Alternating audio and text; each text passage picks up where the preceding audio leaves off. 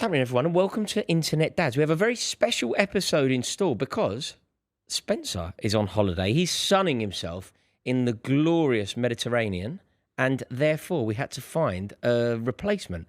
I can't think of a better person to step in. We had to find a replacement. We had to find a replacement, somebody who's available. Yeah. He's always available. Somebody who's available. Yeah. But no, it's an honour to welcome Flav back to the podcast. Your episode that you were on before was so good, so well received. Thanks, mate. So it was, it was a joy to have you back. Cheers, mate. Thank you. How are you? For having me. I'm really good. Yeah. It's the summer holidays, obviously, and that's very different for me than it is for you, for sure. Because But two kids in the summer holidays is two kids in the summer holidays, isn't it? Do you not think?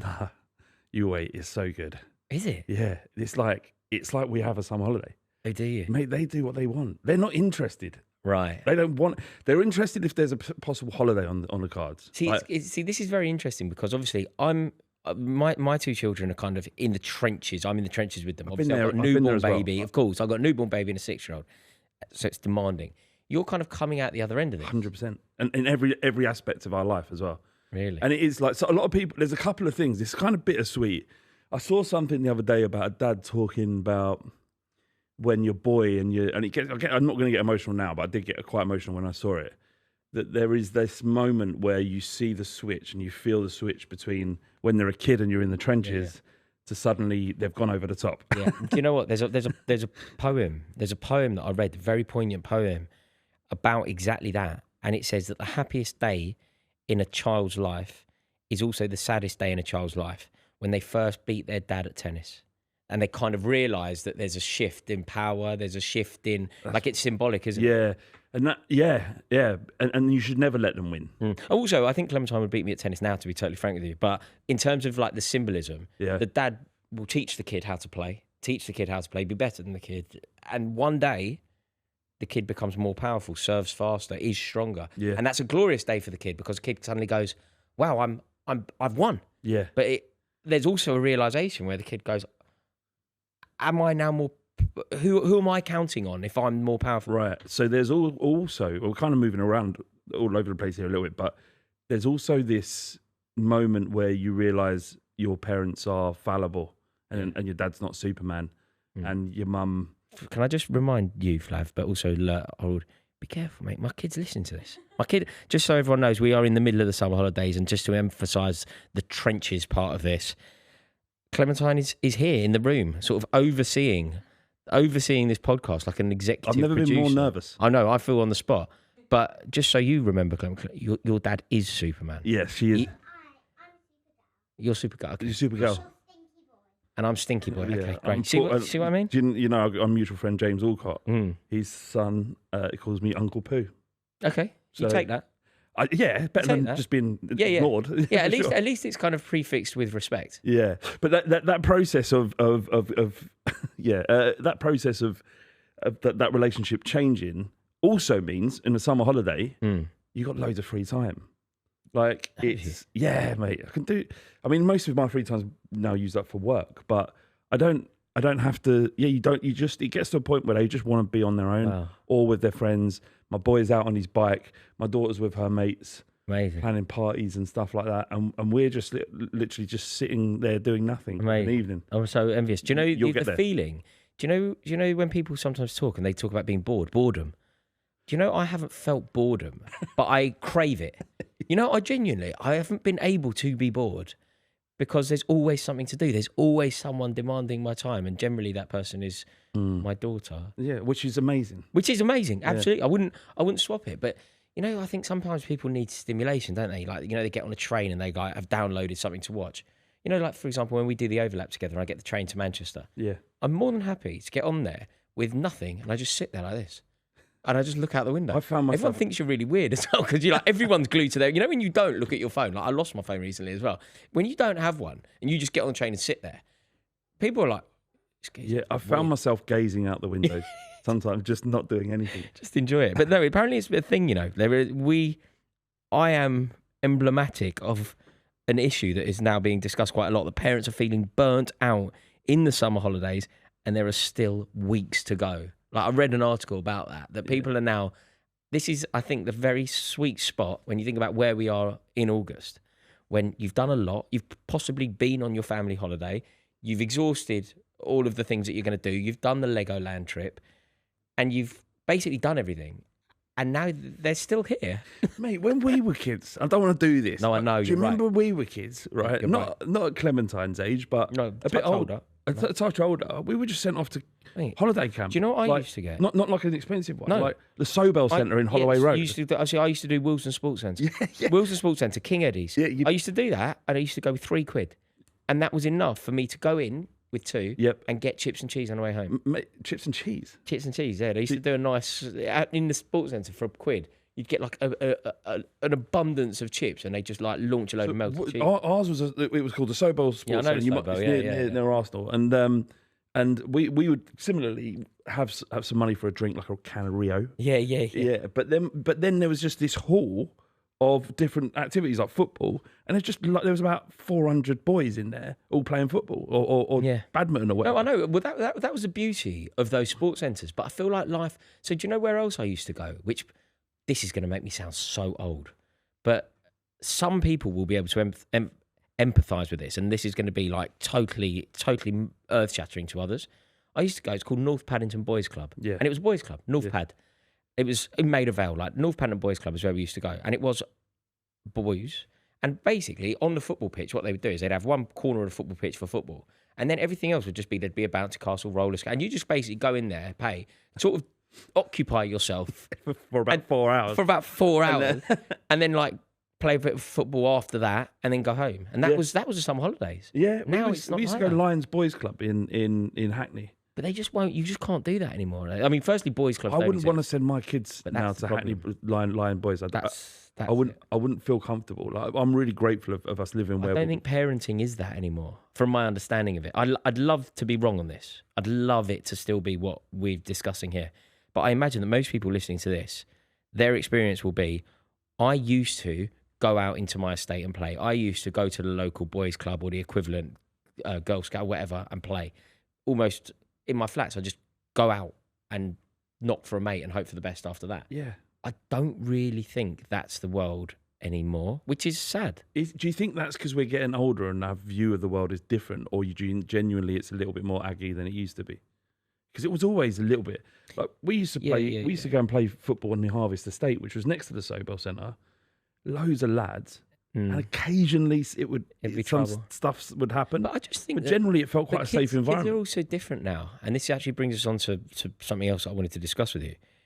Kids are different in as much as we didn't have an option, and I say this with positivity. This isn't me saying that it was a more difficult time. It was a far easier time and a happier time, but we didn't have the option of playing on an iPad or playing indoors. So we had to go out. Yeah. We had to go and learn to roller skate, or I had to go and go to North Pad. I had to go to, because there was nothing else to do. So you go and play. Literally nothing else to do. Whereas now, there is now the option of kids staying in and kids being on the iPad. I don't know if you saw. It went majorly viral. Did you see what happened with Kirsty Allsop? You know who Kirsty Allsop is? Location. Yeah, I know, yeah. Kirsty Allsop went majorly viral. And not in the from the quote tweets that I saw and whatever else, it didn't necessarily go her way. Right. She was livid. And with a situation that actually had nothing to do with her. I think she was on holiday in Switzerland. She went down for breakfast and she made it her business that kids on the other table were having their breakfast, minding their own business, but the parents were talking and the kids were all glued to an iPad with headphones in. Kirsty Allsop decided to take to Twitter and say how disgraceful that is. Interestingly, the dad of that saw the tweet and then quote tweeted it and did quite a comical reply going, this is really weird because couldn't be less of your business, and why you've taken to Twitter to talk about my children is... Didn't photograph the children? No, she didn't photograph children. No. But she made a point. She made the point. Right. Do you... It's really difficult, this, because in principle, prior to me having children, I'll tell you the truth, I would have said... my children will be reading Dostoevsky only, right? And I would have had these like glamour. And now, if I'm completely frank with you, on the very rare occasion that Victoria will have a line and I get out with Clementine, I beg her to watch telly. I beg her. Clementine will want to do something more proactive. She's looking at me now. What she wants to do. No, she's actually drawing. She's right drawing. now. Yeah. No, she is. She's an artiste. Arts and crafts. Yeah. That is what she wants to do. She wants to play a board game. That's what she wants to do. Bit of a faff, though, isn't it?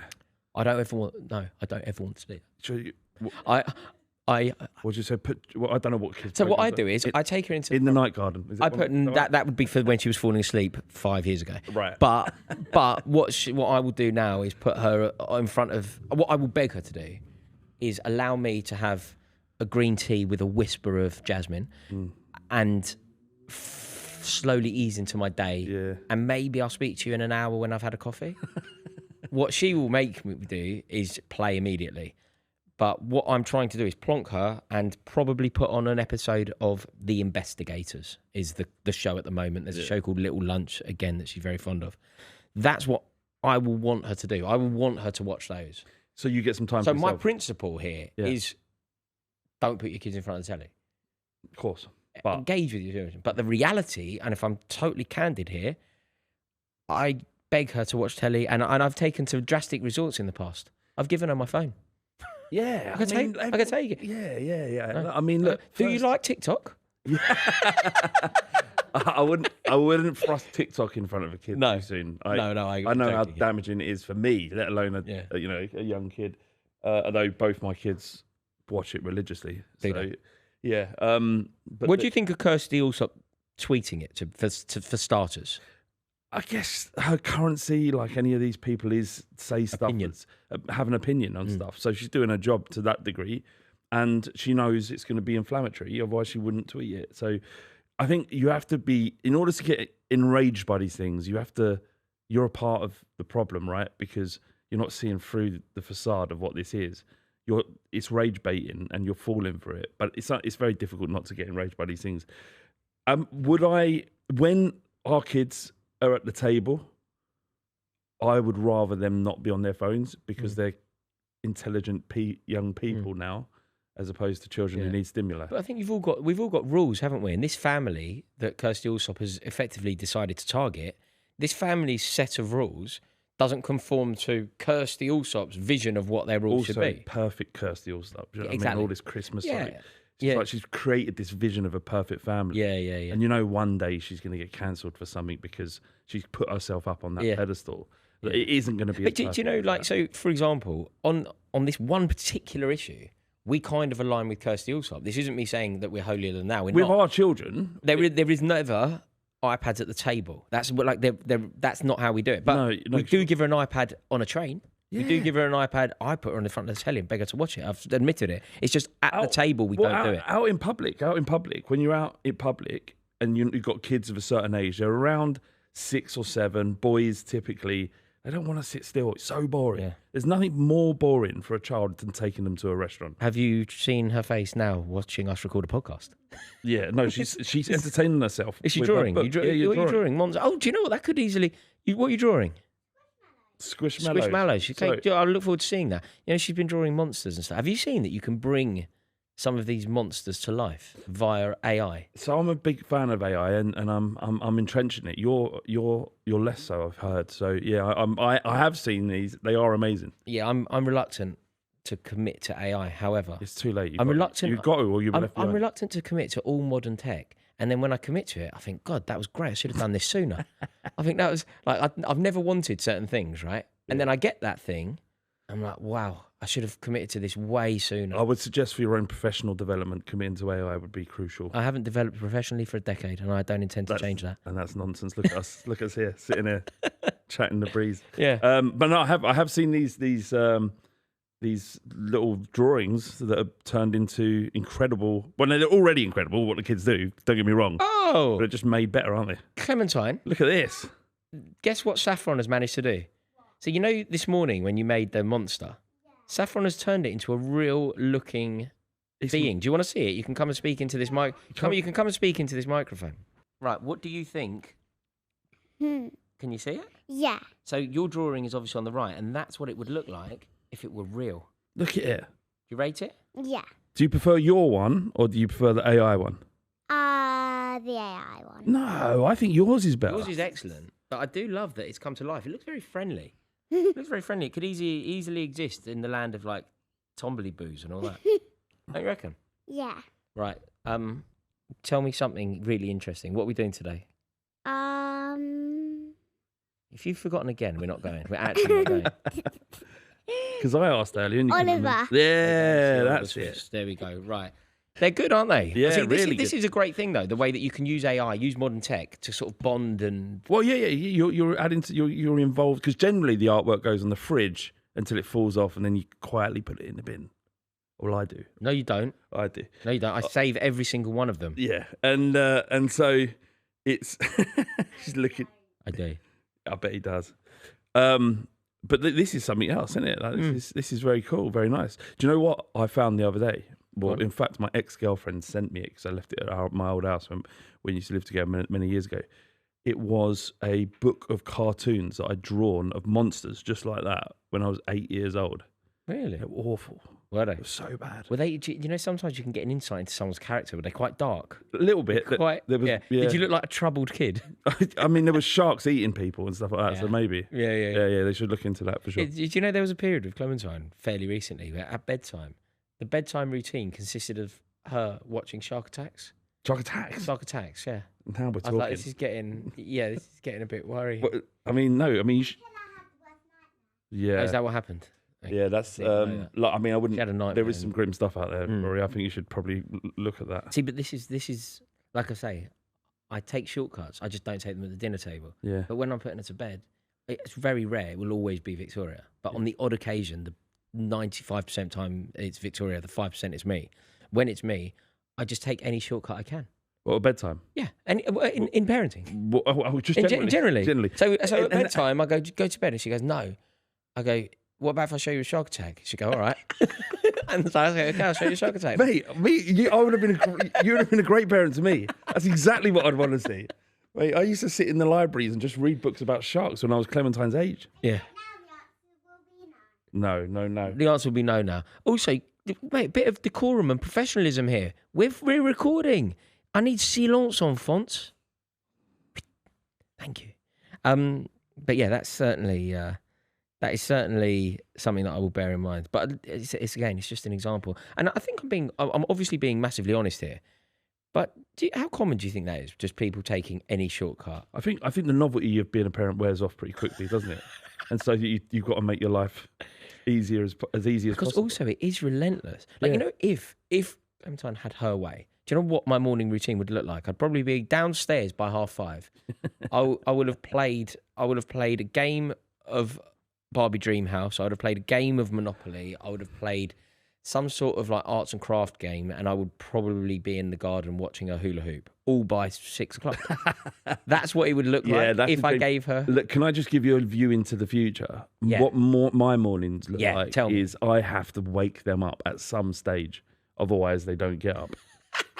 Right, so can't wait. I'll be up at about 6:30, 7 anyway, and it could be 7 hours before I see them. See, do you know why I think this is amazing? Because I totally concede that on some level, parenting a 6-year-old and a baby is easier because you will have other things to worry about, other concerns. Of course, that, yeah, that it changes, develop. yeah. But do you know why I think it's easier for you than me? Just this. It is And I could be easier, wrong, it's but 100% do you know why? Yeah. Because I reckon at the moment I'm incredibly sleep deprived. And that is the problem with parenting. You're just knackered. You're just always knackered. I reckon that I can deal with any problem better, and I can actually probably deal with any problem if I've had a kip. Yeah, of course. Can I just say something though, Rory? No one wants to hear that. It's so boring hearing What? you say that to me. Why? What, you're tired? Yeah. Do you know every parent is tired? So Yeah, I know. That's the point I'm making, but that's why it's Rory, easier. But I don't want to hear it. You're on a podcast, though. No. You're the only one listen. here. No. I'm talking to every parent out there. Listen, What, don't tell me this. you're tired. Don't talk to me about you being tired. I know you're tired. I think parents can say it. I find it very offensive but when I people don't- who aren't parents tell me they're tired. Yeah, but I'm I'm not- going to punch you. I'm not. I don't want to hear it, right? And this is the reason why. I've got my older brother and his wife, and they've had 2 kids, and they're sort of, would you call them, like mature parents. All they talk about is how tired they are. I haven't had any sleep. I know. We've had this conversation 4 times the last time I met you.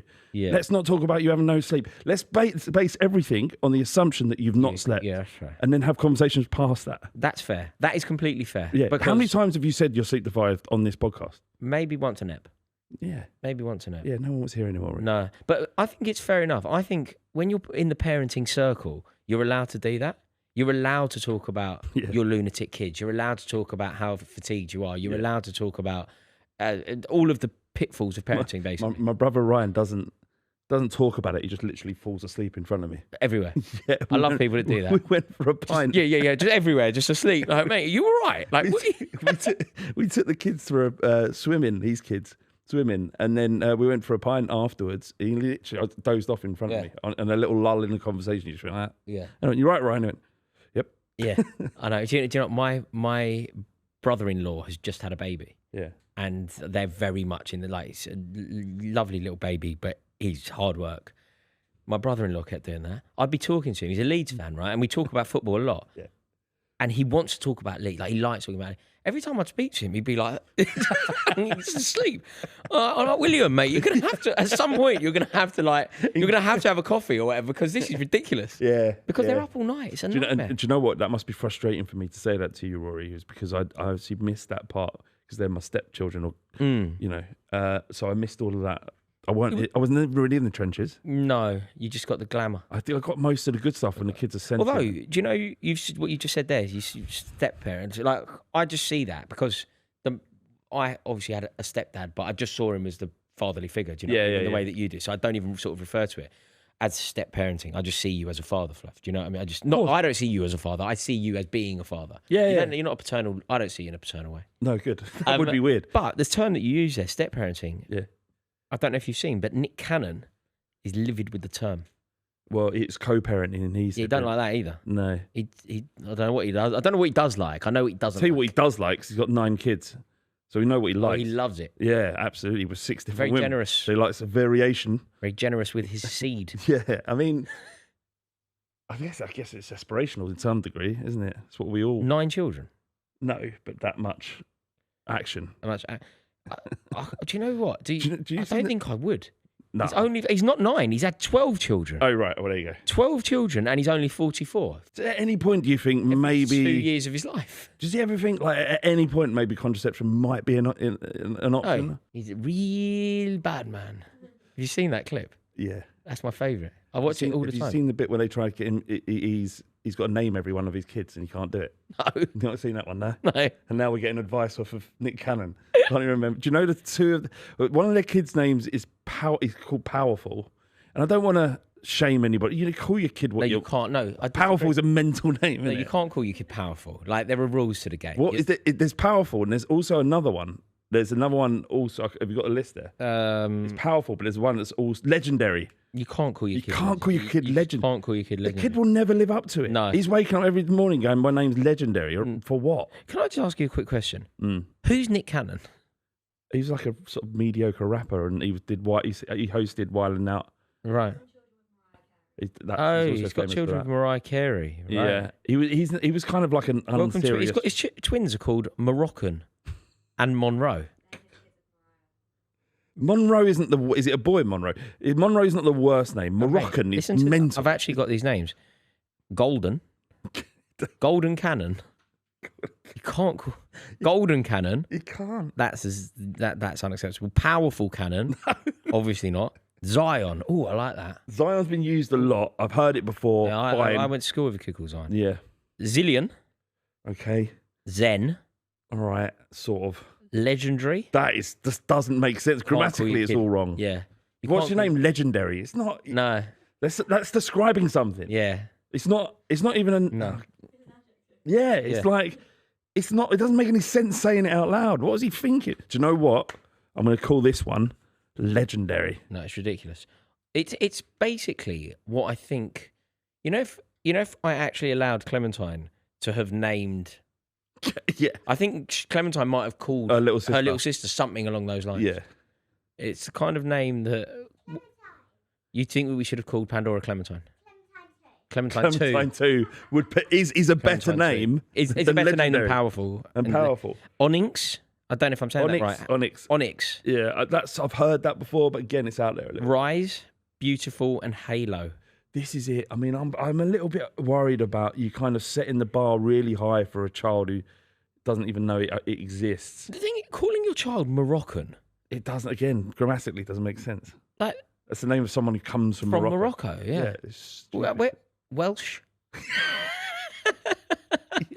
Yeah, that's crazy. But he doesn't like the term co-parenting either. Do you? Good. Let's listen to him. What do you? Yeah, that's true. Actually, do you think we dismiss? I this don't. guy? I don't know. Look, when I firstly I was quite irritated that he was giving advice, but then you read it, and really what he's saying is you shouldn't use the word co-parenting just because you're split up. You should. It's still parenting, and you're not kind of diminishing your. Oh, that much I agree with. Yeah, I'm just like, how much co-parenting is he actually doing with 12 kids of 6 different baby mums? I'm not saying he isn't. He may be well involved. Maybe he is. Maybe I'm being too harsh. But Do you think that you lose the appetite for it? Do you think that there's a world where you, like by the I think 8th, you think like, oh, bloody hell. yeah, indifference would set in, wouldn't it? It's just another one, I'd Do imagine. you reckon? Yeah. But like your first baby, you kind of treasure it, you adore. Do you think that feeling happens Nah, no matter what? I don't even think that happens probably after your third. Don't you? Probably not. But when you ride a roller coaster, the thrill that you get the first time, it went like, so for example, I went to LA and I went on this Simpsons ride. Right. And I really enjoyed it. And then I got off it and I was like, that because they closed the park for just people that I was with. So then I went in, you could just come off a ride and go back in. What? So I went back in. Sorry, what? They closed the park for you? I went to the Super Bowl. You have made it, haven't you? And it was rubbish. What? The Super Bowl. I couldn't care less about a Super Bowl. It was rubbish. They closed the theme park for you. Yeah, that was wicked. that was wicked. They closed the theme park for like the people that they deemed to be journalists, and somehow I managed to be. I was there as a partner of the Yeah. But anyway, I went to the theme park and I went on the Simpsons ride, and it was all 3D, and Bart Simpson was running about, and little Maggie was over there, and we were in the ride, and it was fantastic. And I got off the ride, and I had a thrill. Real buzz, right? Genuine thrill. Then I got off the ride. Was only a year ago. 2 years ago. 3 years ago. I got off the ride and I went back on. I sat there and I did it again. And I felt the exact same thrill. And I was like, wow.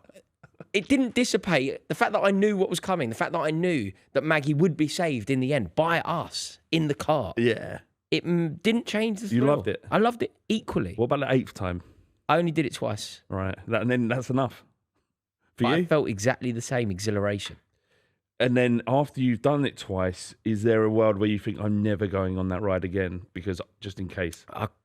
Yeah, maybe. But then someone you was with might go, yeah, no, we want to go on the ride again. And you're like, I'm not sure if you want to go on the ride again. Yeah, exactly. This You know is the what I mean? problem that I would have. But the point I'm making is I did something twice and I felt a thrill twice. So maybe he feels it every time. Or Nick Cannon. Yeah. We're back to Nick Cannon. We're back to Nick yeah, Cannon. okay. Yeah, we are back to Nick Cannon. Okay. You can't say it like that. We're back to Nick Cannon. I'm fascinated by this chap. I've only heard of him like 25 minutes ago, but He's fascinated by him. he's done a lot with his limited talent, I'd imagine.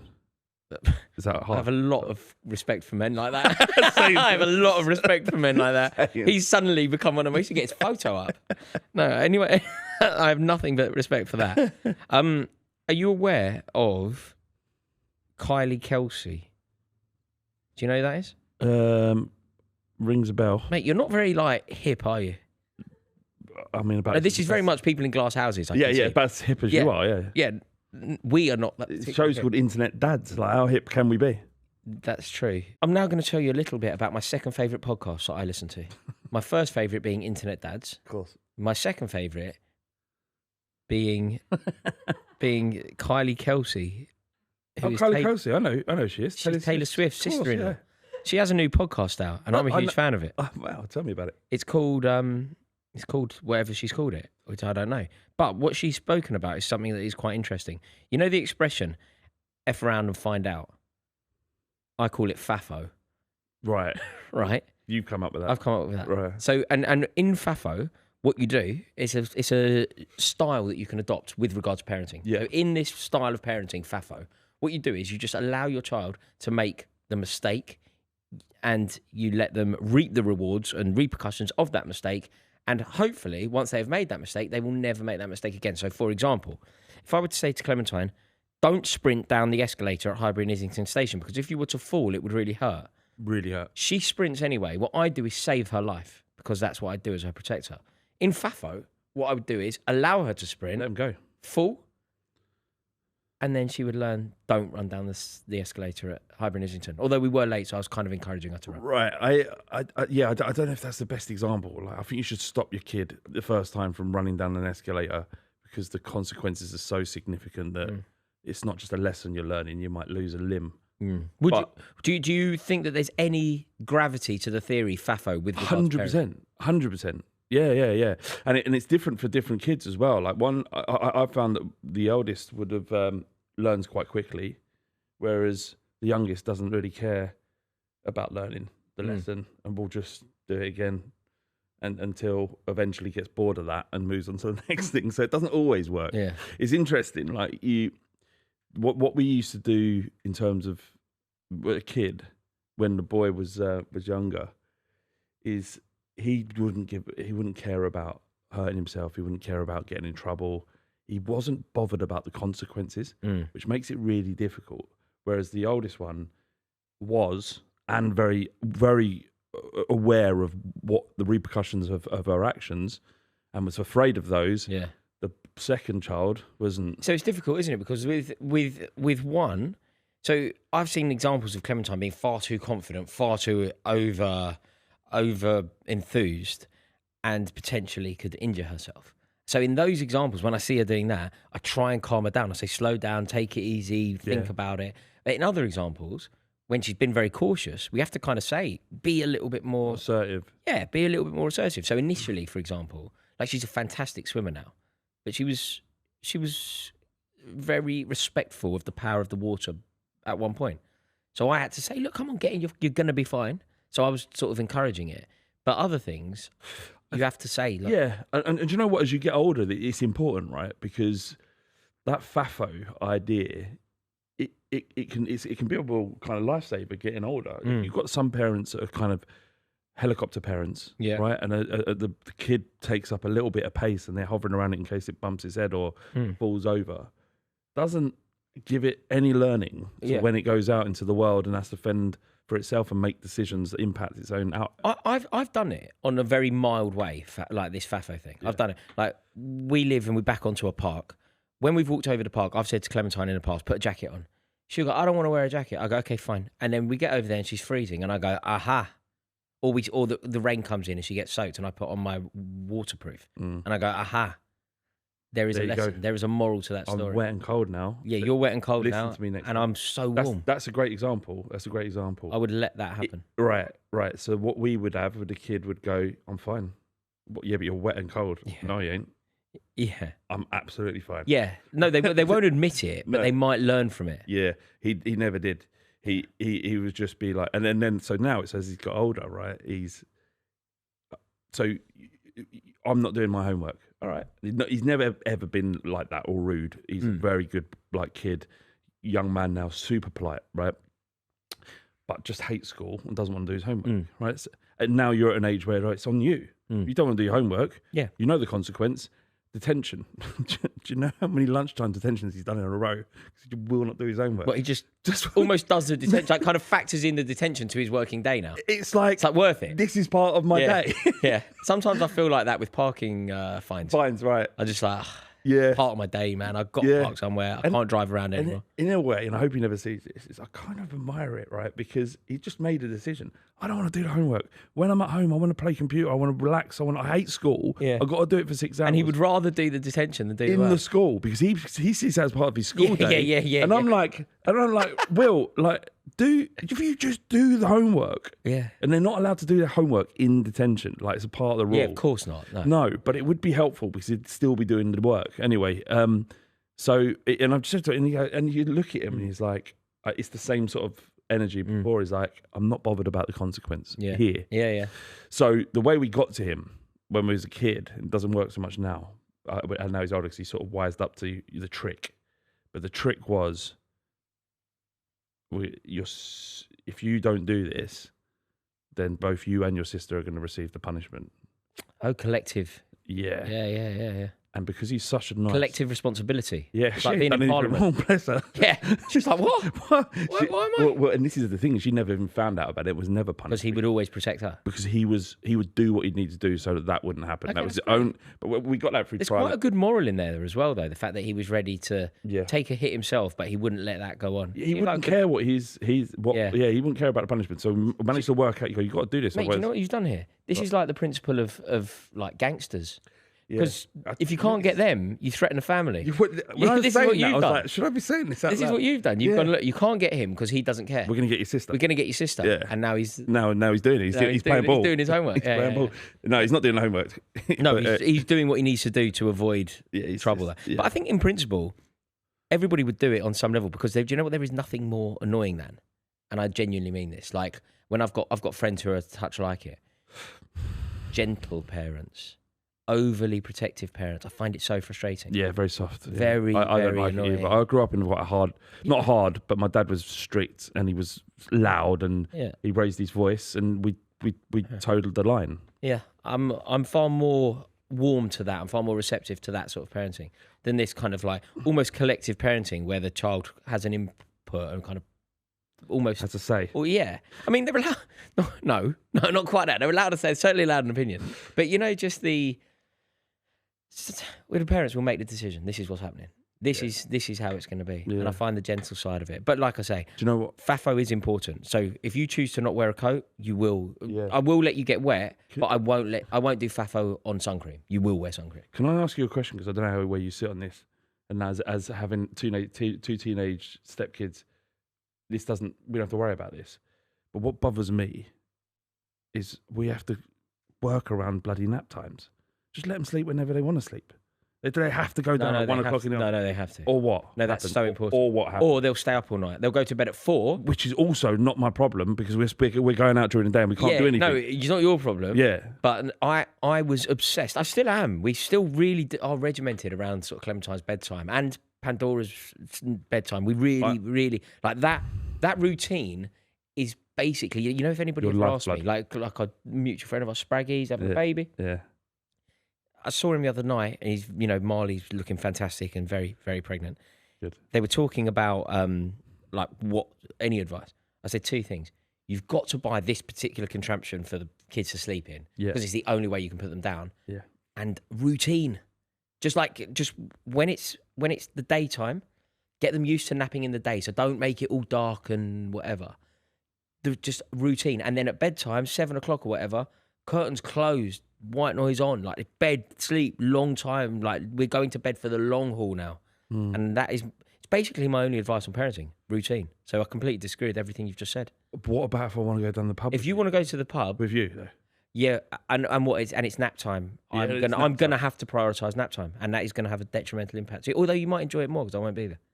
No, that's not true. I wouldn't enjoy it more. And this is the thing: is like now my life's dominated by other people's having kids. Yeah. When they should have had them early. My wife had kids early. Yeah. And now I've got to suffer because of your kids' nap time. This is what I'm saying. That is exactly how it goes, I'm afraid. Cool. But in terms of what Kylie Kelsey has suggested with this thing, I don't think it's a bad idea. No, it's FAFO. I'm fully in favour of it. Yeah, Good luck to Kelsey. We've got a couple of dad diaries, which is, Flav, a section of the podcast where people send in some situations and they ask us for advice. Yeah. You're going to be very well placed for this because I give terrible advice. Well, I've read them and I'm definitely not well placed with one of them. Okay. Right. Hi, both. Jack here. I'm 23. I'm not a dad. I've recently gotten into a new relationship. Upon meeting my girlfriend's parents, I discovered that for many years, they have slept in separate bedrooms. I find this to be interesting as it's the first time I've encountered this. For context, their relationship appears really great and they have a fantastic family time. After discussing this with my friends, I found out his girlfriend's parents also do the same thing, and they are very happily married with great children. This made me question 2 things. Is it the secret to a successful marriage?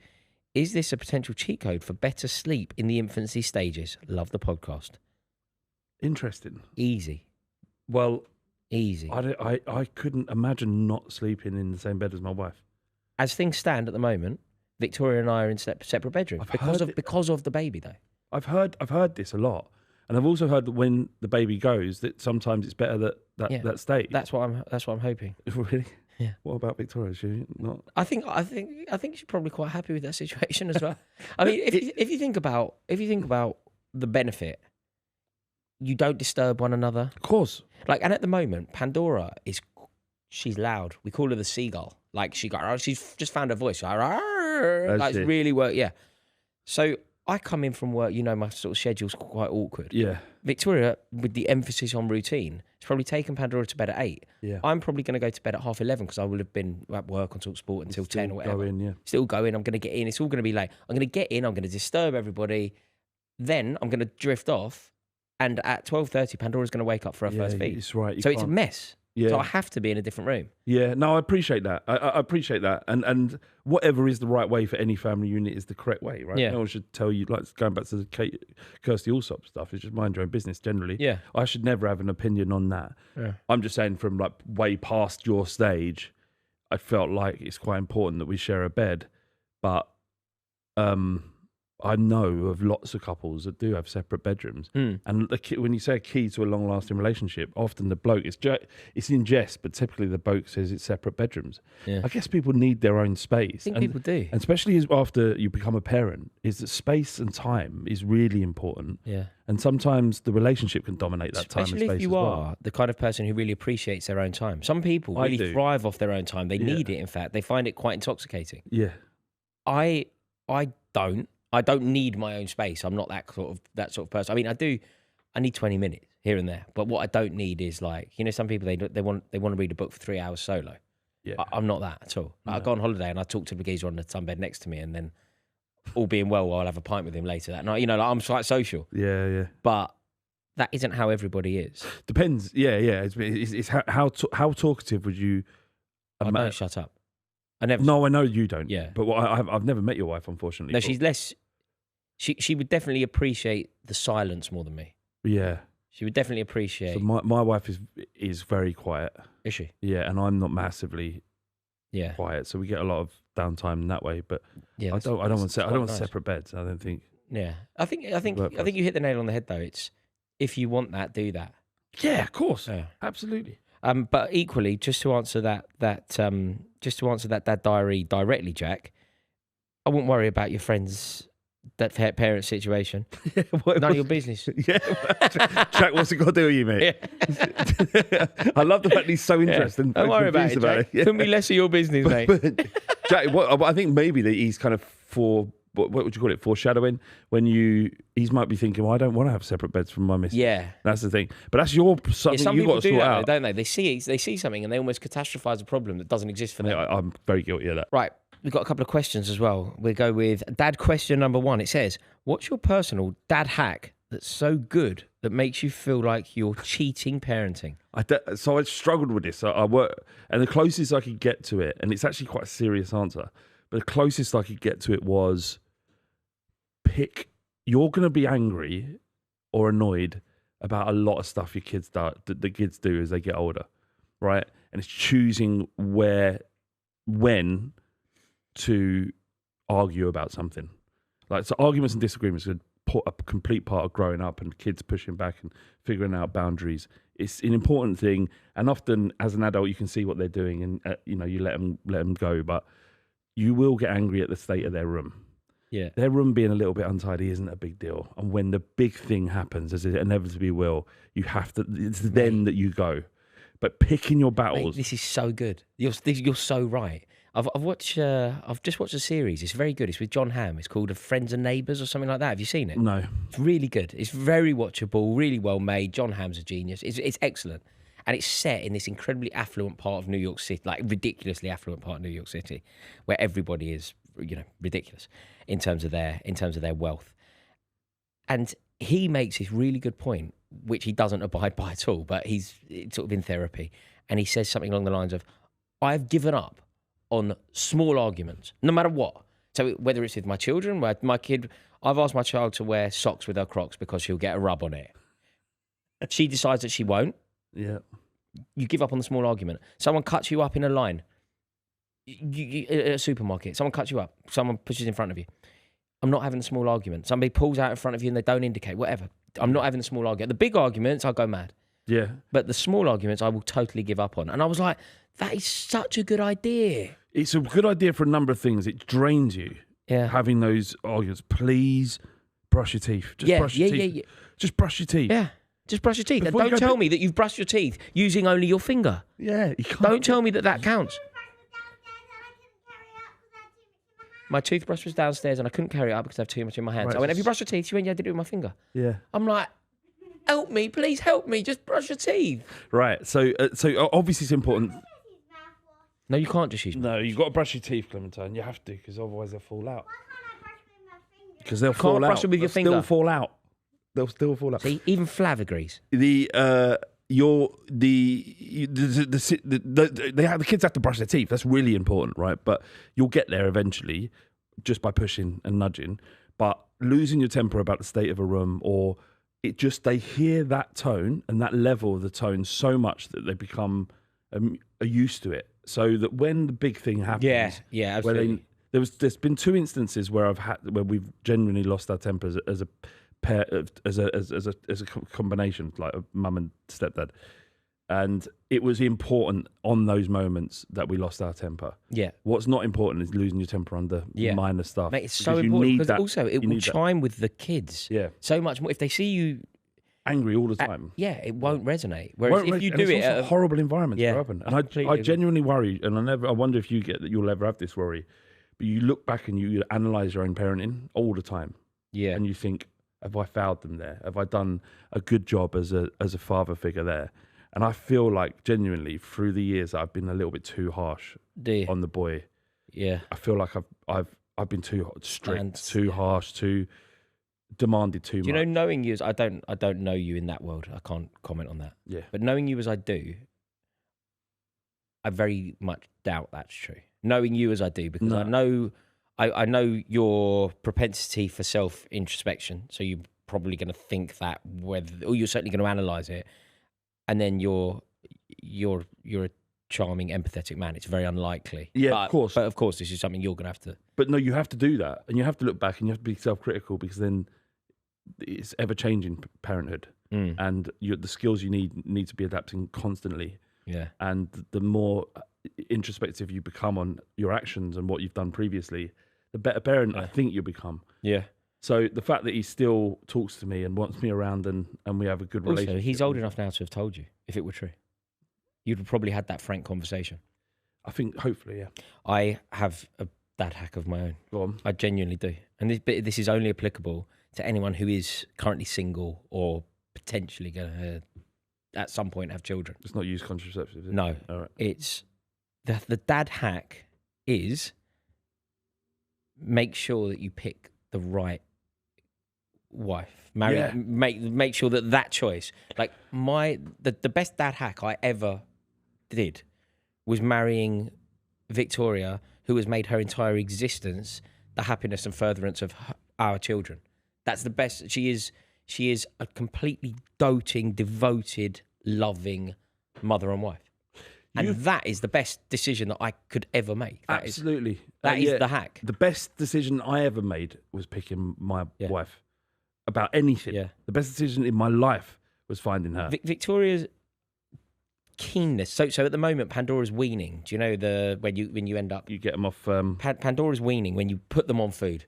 She's reading this book so diligently. Basically, her life at the moment revolves around weaning Pandora and making sure that Clementine is happy. Yeah. That's her life. So there's a book that she sent me to the shop. I had to buy an aubergine, I had to buy some broccoli, I had to buy some spinach, I had to buy an avocado because the weaning is happening and it has to happen in this specific order. And do you know the best hack for a dad? I don't even need to know about it because it's not my job is to come and have a chat with you. Do you know, to take Clementine later. What you're describing is like the atomic family. And there is like I don't know if we want to get into this, but there is a rebuttal in society that it's an unhealthy thing. Yeah. But for me, the atomic family is like... No, it completely works for me. It works for me too. Works for me. I'm very, very lucky and very blessed. That hack, it's allowed me to just adopt a totally Lutheran work ethic so I can work. Yeah. And I don't know anything. I don't have to worry about it. The hack is marry the right girl and she will just make sure that the family is provided for in terms of the love and the care and the consideration. Yeah. That's the only hack that I can give. I've got another one here for you, Flav. Dad question number 2. It says, what are your opinions on managing kids' friendships and their dynamics? I'd love to. This is more applicable to you than me. Yeah. No, but even primary school kids, I don't play with that kid. Sometimes I don't like the look of the dad. Yeah. But do you know what? I can say this honestly. Yeah. Clementine despite being 6, has an outrageously brilliant. She's like good judge of character. Good judge of character. Good judge of character. She's picked great friends. We all went on holiday together. We all went to the Icos. 5 families from her school. Her mates all went on holiday together. So Clementine has actually had a huge impact on my friendships and social life. Well, and they're all the parents are good. All the parents are great. Good. Wow, that is sensational Yeah, work. she picked the kids. That is incredible. Amazing. But for because regardless of what happens at 6, it can't go wrong. Yeah. Whereas yeah. the friendships that your son would make, for example, now, if he picks the wrong ones, he's really good at it. Right. He's really good at it, and he has quite a low. At times, he won't know this, but I've noticed that his social battery drains relatively quickly, and in the end, he's sort of had enough. But as a parent, you're looking at it, and you would love to handpick their friend. You would, but they stop listening to your advice pretty much, and they start listening to their friends, and you realise that you're not their number one influence anymore. Their friends are the number one influence. And you hope you've done enough in the 13 or 14 years prior for them to make the right decisions as they get older. You can never do enough. You always hope you've done more. Have you ever had a situation where you've been worried about a particular friendship? No. Remember where we live, right? It's not the influences and the difficulties that people face in living in, perhaps in London, in a city. They are different challenges to where we live, thankfully. And where we live is it's the countryside. It's rural. Which, you know, no, don't get me wrong. There are issues there, and there are people with challenges everywhere. But the case in point, me and the missus dropped the boy off to his first day, year 7 in his secondary school, and I watched him walk in, and I wasn't concerned. Right. And I would have been concerned if he was walking into my school in Highbury. Yeah, of course. So that's why so you do, as a parent, want to manipulate their social circle. You can't in any shape or fashion, because they just won't listen to you, and they'll buck against you, and they'll do what they want to do, of course. But you would hope that you've done enough for them to make the right connections. Yeah. But it's difficult. Flav, this has been a joy. Cheers, mate. Thank you so much. You shone. It was really, really interesting.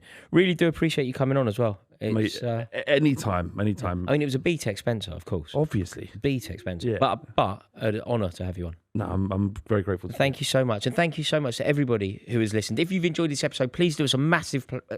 If you've enjoyed this episode, please do us a massive favour. Please give the video a like. Please click subscribe. And if you would be kind enough, if you are listening on the podcast in the most traditional way, would you leave us a nice review? It massively helps us out. Also, if you want to get in touch with us, you can do that via our Instagram account. We are at Internet Dads Pod.